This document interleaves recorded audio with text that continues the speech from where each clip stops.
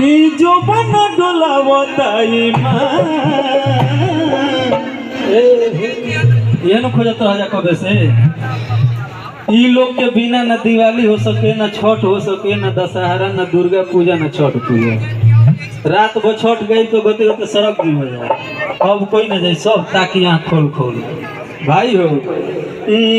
जान मार ललका लहंगवाए गोरी जो बन डोलावताई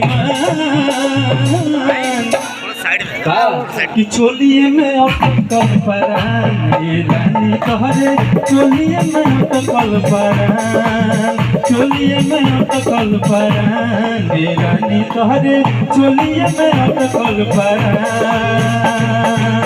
जान मार ललका लहंगवाए गोरी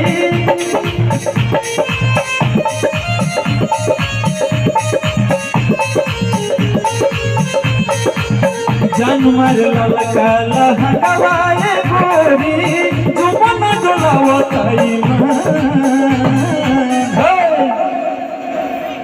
अब तो भोजपुरी जहाँ जाता छठे माई बचाइए मजबूरी बगावल का करिए। बढ़िया चीज गई जो लोग सुनबे ना करिए लगे ढेला चलाओ आज बड़ा प्रवचन करिए। चीज तो एक से एक पारंपरिक मिजाजी चीज, लेकिन क्या करो चलते बा ढोड़ी छिल दो हई छिल दो हेने चुवता होने भागता। अब मजबूरी बा में ढले के पड़ी तब वो कुछ इज्जत देता नहीं, कुछ इज्जत हमको देव। अरे ना कहबो अटकल परान, ना कहो रुआ से तो समझिए जाइए कि रानी तोहरे चोलिए में अटकल परान, रानी तोहरे चोलिए में अटकल परान, रानी तोहरे चोलिए में अटकल परान।